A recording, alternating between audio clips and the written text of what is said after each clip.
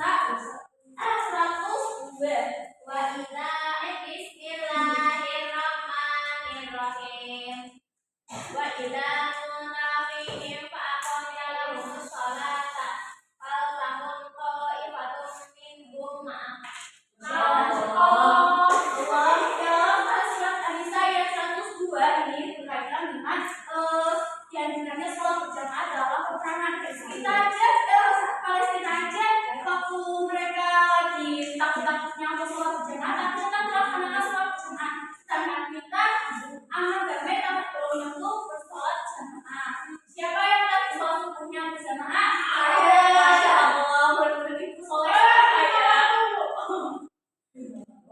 Kelebihannya yaitu setiap langkah menuju masjid untuk berjamaah akan dihitung sebagai satu kesatuan dan diangkat satu derajat. Jadi kita semakin berbanyak sholat jamaah musola itu akan dihitung langkah demi langkah, dan sholat jamaah itu lebih tinggi derajatnya yaitu 27 derajat. Yang kedua akan menjadi penerang bagi pelakunya di akhirat kelak. Yang ketiga syarat sahnya imam dan makmum. Syarat imam Mbak Ivi boleh dibaca nggak Pak? Syarat imam. Yang pertama Islam, terus tidak hilangnya akal apabila. Kemudian Rumais itu apa? Ada yang tahu nggak?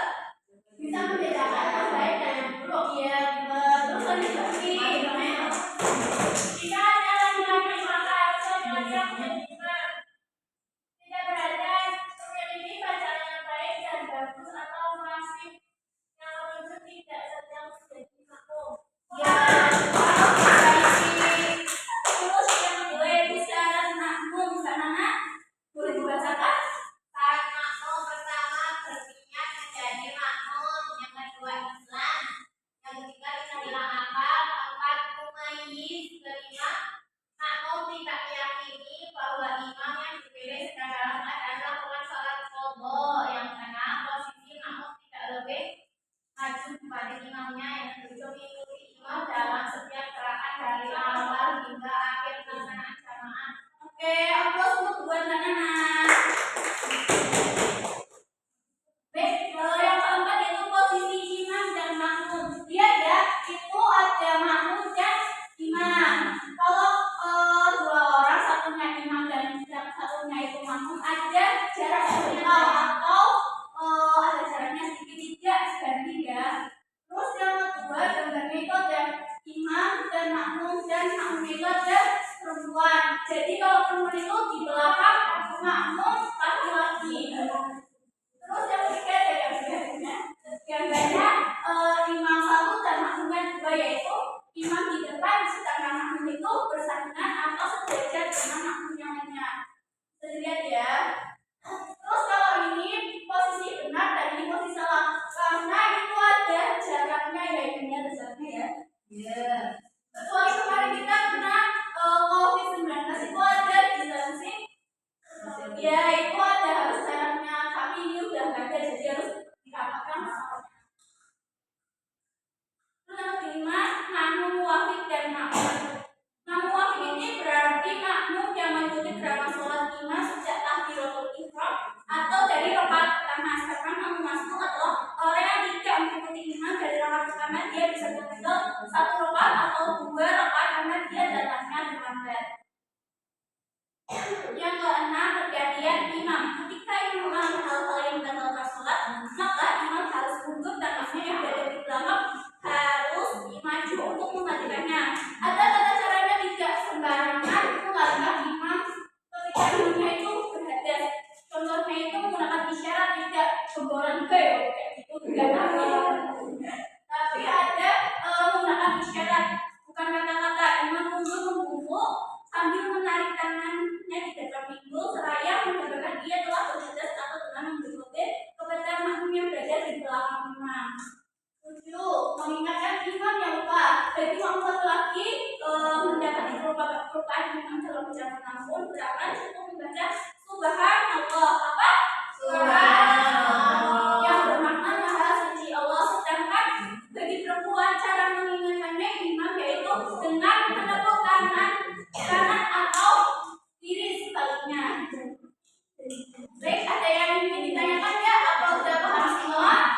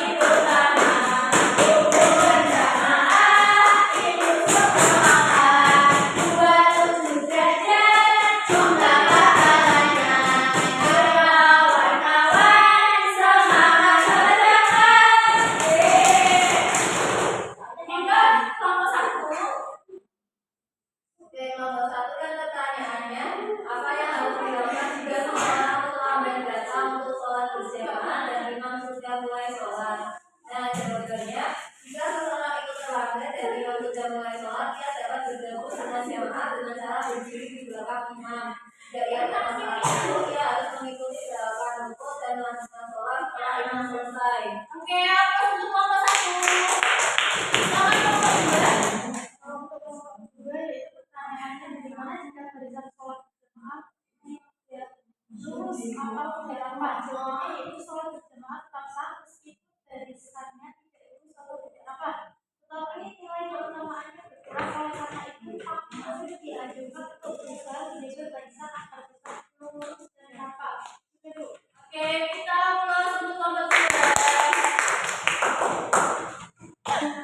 Baik, kesimpulannya dari pembelajaran pada hari ini adalah 10.000 mengakhiri kegiatan hari ini itu ada game sederhana ya.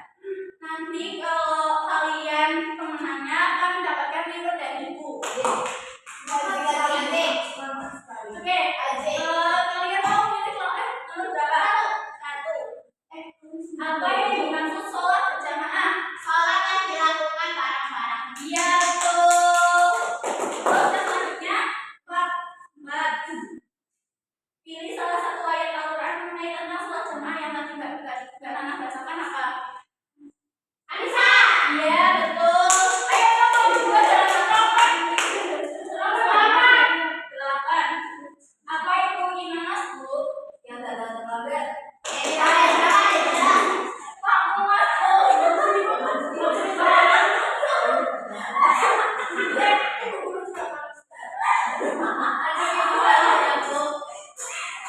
Selanjutnya apa?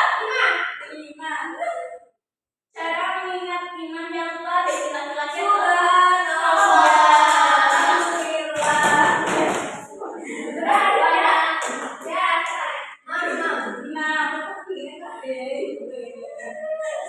cara iman menunjukkan minta diganti oleh makmum adalah dia membungkus sedikit. Jadi pemenangnya adalah kelompok 1.